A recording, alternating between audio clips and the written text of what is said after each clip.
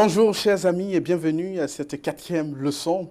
Je suis avec Patrice qui fait son stage à l'église de Damary-Lélis Tout à fait. et accompagné aussi de Gabriel qui est le secrétaire, le secrétaire général de notre union. Avant de commencer cette étude qui a pour titre le déluge, je vais demander à Gabriel de nous unir dans la prière, s'il veut bien. Notre Père, nous voulons te remercier pour cette possibilité que nous avons de pouvoir étudier ta parole. Encore une fois, nous venons vers toi pour te demander ton esprit, ton accompagnement, afin que cette parole soit claire pour nous et aussi source d'inspiration pour tout ce que nous faisons et pour tout ce que nous sommes. C'est au nom de Jésus que nous te prions. Amen. Amen. Alors, je disais tantôt que notre étude a pour titre le déluge. Les chapitres 6, 7 et 8 de la Genèse racontent le premier jugement universel de Dieu. Ces chapitres parlent du déluge. En lisant les 3 chapitres d'affilée, je me suis rendu compte que le déluge est une sorte de paradigme. Il est à la fois un jugement et une délivrance. Alors, je commence par Patrice. Qu'est-ce que tu peux dire à quelqu'un qui n'a pas la définition du déluge, qui ne sait pas ce qu'on entend par déluge? C'est quoi un déluge? Alors, pour considérer la question du déluge, il me semble important de pouvoir considérer la notion de création dont la Bible nous parle au début, Okay. c'est-à-dire dans Genèse 1 et 2. Dans Genèse 1 et 2, on voit que Dieu crée le monde dans lequel nous vivons et que tout est bon, tout est parfait. Et suite à cette création, une fois que l'homme a chuté, il y a l'entrée du péché dans le monde, on voit qu'il y a une dégradation de ce que Dieu a créé finalement. Et cette dégradation a conduit Dieu finalement à un moment donné à pouvoir mettre une sorte de stop au mal qui ne faisait que grandir. Oui. Et donc le déluge apparaît à ce moment-là. Ok. Voilà. Une sorte de dégradation et Dieu a puni, en d'autres termes, c'est ça ou... C'est-à-dire que du tout était bon, on se rend compte qu'au fur et à mesure, tout se dégrade au niveau des relations, au niveau de l'espérance de vie, au niveau du comportement humain. Le texte nous dit que Dieu a vu que le cœur des hommes, finalement, ne produisait que des pensées mauvaises. Ok. Et il y a un jeu, entre guillemets, de mots entre le cœur de Dieu qui est attristé du fait que le cœur des humains ne se tourne que vers le mal, finalement. Ok. Donc, voilà. Je ne sais pas, Gabriel, tu as... Par rapport à la question, élément comment de réponse, expliquer ça à quelqu'un qui n'a pas une culture biblique? Oui. S'il est un informaticien, je dirais que s'il s'agit de reformater le disque dur, tout en gardant une partition, un secteur qui n'est pas encore touché, qui doit rester, à savoir une partie de l'humanité qui est préservée, pour repartir sur de nouvelles bases, parce que justement, tout a été abîmé, comme Patrice l'a expliqué. On parle d'une création parfaite, et on arrive à des moments où, effectivement, y compris les pensées sont mauvaises.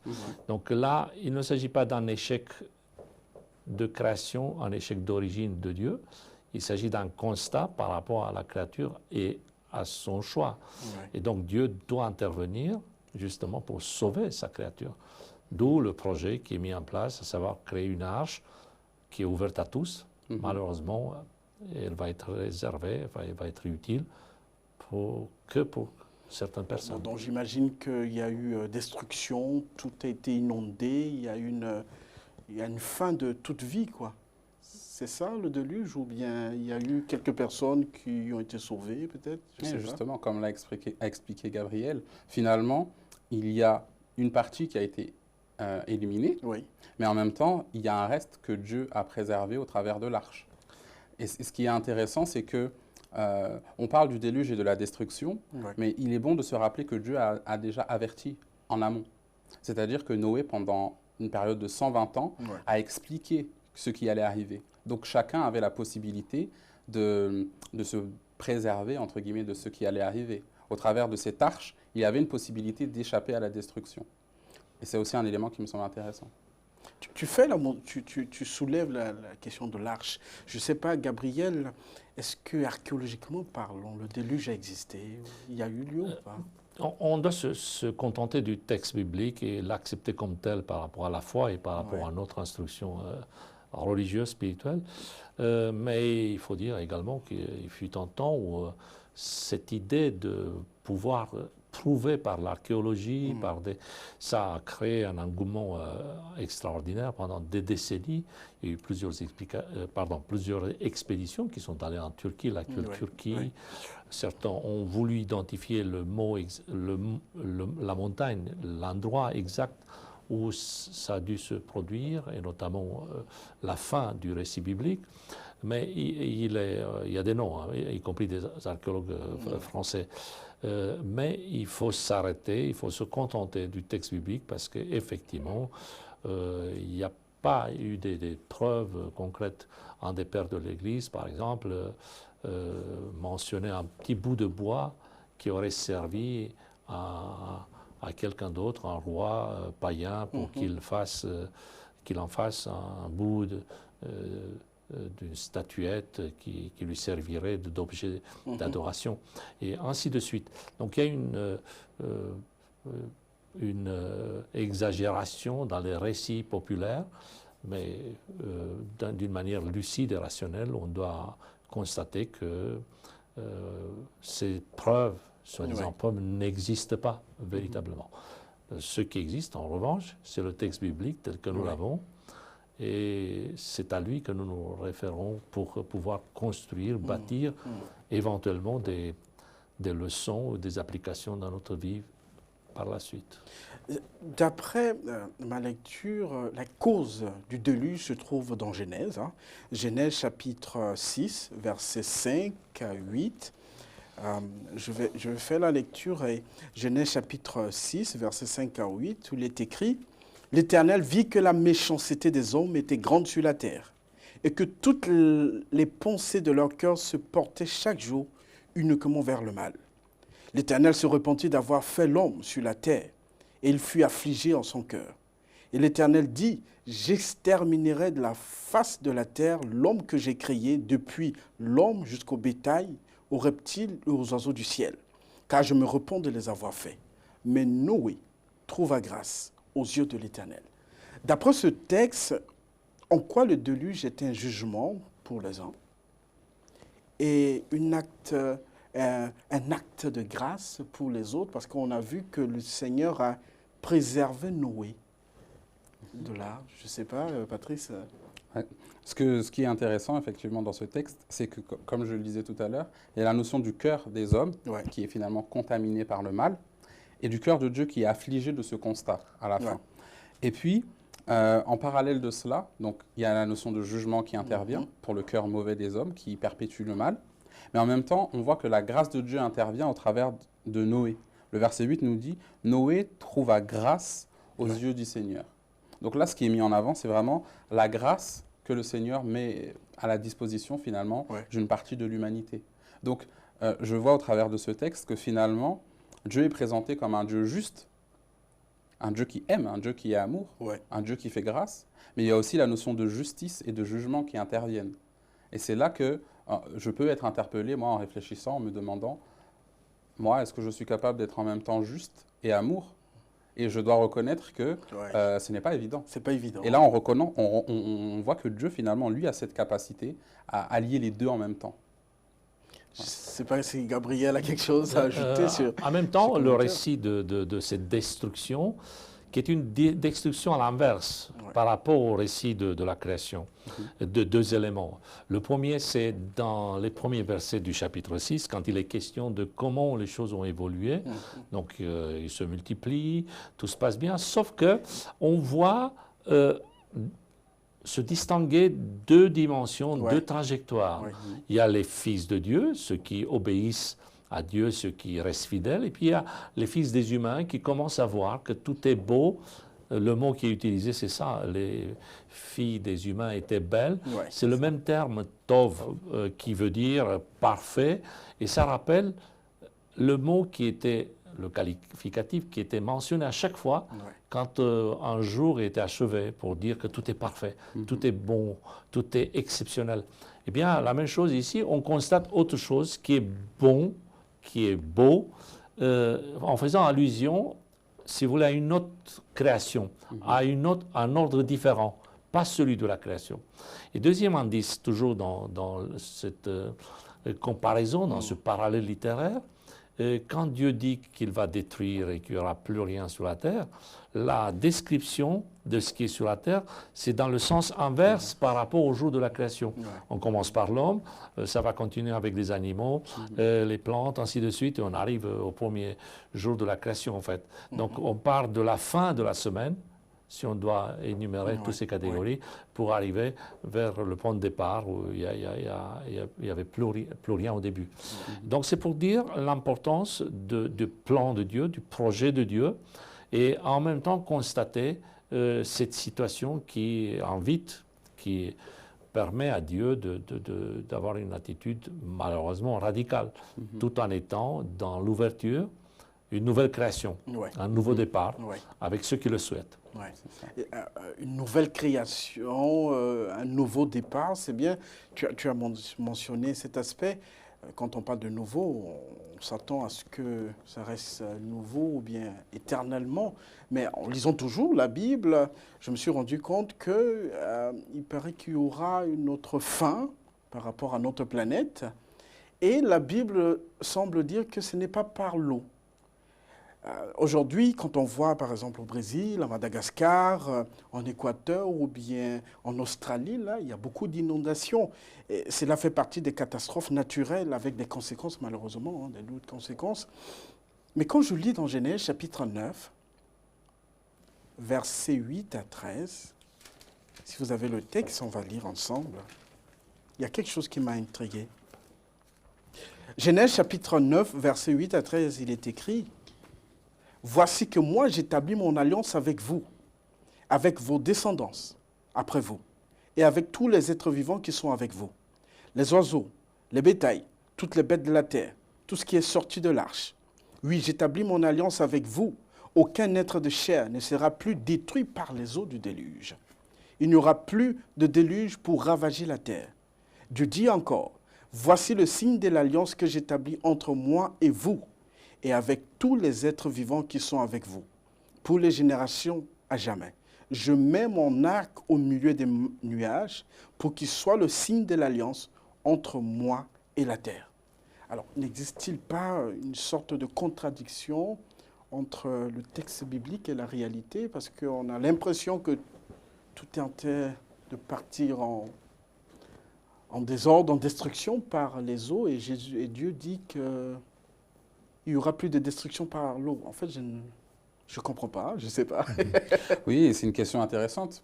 En effet, on ne peut pas nier ce qui se passe actuellement. Tu parlais des inondations, des catastrophes naturelles qui arrivent.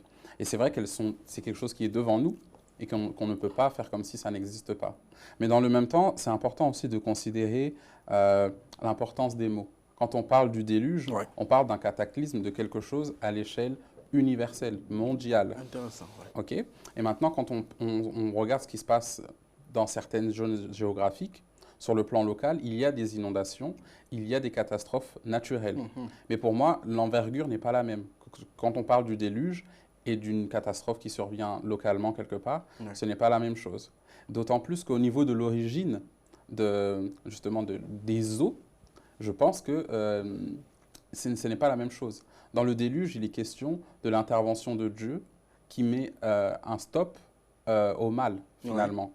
Et il préserve une certaine partie. Alors que dans les inondations que l'on voit aujourd'hui, finalement, je pense que c'est une mauvaise utilisation de la liberté que Dieu nous a offerte. Les conséquences de ce que nous vivons aujourd'hui découlent du péché, finalement. Elles découlent du fait qu'on a une mauvaise utilisation des ressources de la planète, etc. Et donc, on a malheureusement les conséquences qui vont avec. Mais pour moi, il y a une distinction à faire entre le déluge biblique dont il est question dans le texte et les catastrophes naturelles auxquelles on assiste malheureusement de nos jours. Également, Dieu avait promis, en montrant l'arc au ciel, regardez la preuve, l'attestation visuelle de ma promesse. Effectivement, quand on regarde un arc-en-ciel après une pluie, c'est quelque chose de très simple, mais en même temps d'une beauté extraordinaire. Et malheureusement, ceux qui regardent, ils ont peut-être un regard ponctuel d'un touriste émerveillé qui prend des photos, mais il faut aller au-delà, c'est-à-dire que c'est la promesse de Dieu. Il n'y aura plus ce type de cataclysme global. Et personnellement, ça me touche. À chaque fois quand je vois un arc-en-ciel, je me rappelle de cette promesse. Il n'y aura plus. Effectivement, les catastrophes locales, inondations, etc., ce sont, comme tu l'as mentionné, des conséquences d'un dérèglement. C'est la suite d'eux. Quand les gens font un barrage et puis ils n'entretiennent pas le barrage et le barrage lâche, on sait à qui la faute. Enfin, on a tout de suite les coupables, les responsables et les coupables. Et on peut aller comme ça, d'étape en étape, et identifier ce qui se passe. Et même au-delà de ça, admettons, il y a parfois des pluies torrentielles, il y a parfois des événements que l'homme ne maîtrise pas, même si la science peut anticiper avec des jours à l'avance, etc. Mais il y a des éléments qu'on ne maîtrise pas, heureusement. C'est la nature. Mais là, effectivement, il s'agit d'autre chose. Cette promesse-là, c'est dans un contexte de destruction. Et si jamais il y aura un autre déluge, donc métaphore d'un changement, d'une remise à zéro, ça va se faire autrement. Et le Nouveau Testament en parle en disant qu'il y aura un autre déluge, une autre catastrophe, une autre fin, mais autrement. Ce qui précède le retour de Jésus, ou qui est concomitant, pour montrer la suprématie d'un Dieu qui intervient, là encore, pour sauver sa créature. Tu as mentionné le Nouveau Testament. Je vais demander à Patrice s'il veut bien de nous lire dans Matthieu, chapitre 24, verset 37, qui est notre verset à mémoriser. Matthieu, chapitre 24, verset 37. Et je reviens sur toi, Gabriel, pour te poser la question par rapport à ce texte. Comment échapper à la prochaine destruction massive? Mais lis-nous d'abord le texte, s'il te plaît. Alors, Matthieu 24, verset 37. Oui. En effet, comme ont été les jours de Noé, ainsi sera l'avènement du Fils de l'homme. En effet, aux jours qui précédèrent le déluge, les gens mangeaient et buvaient, se mariaient et mariaient leurs enfants, jusqu'au jour où Noé entra dans l'arche. Et ils ne se doutèrent de rien, jusqu'à ce que le déluge vienne et les emporte tous. Il en sera de même à l'avènement du Fils de l'homme. Intéressant. Comment échapper concrètement pour nous aujourd'hui au XXIe siècle? Quand Jésus présente cet événement, c'est aussi ce parallèle. Nous pouvons retenir deux aspects. D'un côté, c'est la question de la routine, de la banalité de la vie quotidienne. Quasiment ça pendant des années, 120 ans. Noé ne faisait que prêcher, mais en même temps, la vie continuait, les récoltes, les années après les années, la vie dans les champs, la vie, ils se mariaient, ils mangeaient. Il n'y avait rien qui indiquait un quelconque changement. Et on a de fortes pensées, des raisons à croire que la pluie, le fonctionnement, humidité, etc., par rapport à la terre, n'était pas le même qu'aujourd'hui. Donc, le discours de Noé était d'autant plus complètement hors de la réalité quotidienne. Parce que quand on fait des comparaisons avec la vie de tous les jours, les gens comprennent. Mais en parlant d'un déluge, alors qu'on n'a jamais eu de pluie, par exemple, ça risque d'être compliqué. Donc, ce qui doit intervenir, c'est la foi. C'est de croire que ça va arriver. Donc d'un côté, il y a la routine, il y a la vie qui continue, et puis de l'autre côté, l'exceptionnel message de Noé qui dit « Venez, il y a une possibilité, rentrez, et vous allez voir, vous allez être sauvés. Et c'est là où intervient notre foi aussi, en disant que dans un contexte où tout a l'air de... Même si parfois il y a des événements qui nous réveillent, qui nous font réfléchir, qui parfois nous secouent un petit peu, comme état de pandémie, situation de guerre. On se réveille et après on a tendance à continuer dans la routine. Et eh bien, il ne faut pas oublier la beauté et cet aspect exceptionnel d'un message qui dit il y a une solution, il y a une sortie, il y a un Dieu qui peut vous secourir. Il y a un Dieu qui peut vous secourir. Il y a de cela plus de 4000 ans en arrière, la terre a connu le déluge. Et Dieu a promis qu'il ne détruira plus la terre par les eaux. Mais d'après le texte que nous venons de lire, il dit qu'il va détruire, mais cette fois-ci par autre chose, et sûrement par le feu. Et il y a une possibilité d'échapper à cette destruction. Que le Seigneur nous aide et qu'il nous bénisse, afin que nous, dans notre préparation, et vous aussi, chers amis, que vous puissiez aussi aller dans ce sens, de vous préparer pour cette destruction, où nous avons aussi la possibilité d'échapper. Alors, si vous avez aimé cette leçon, n'hésitez pas de la liker et de la partager, et que le Seigneur vous bénisse. À la prochaine. Au revoir.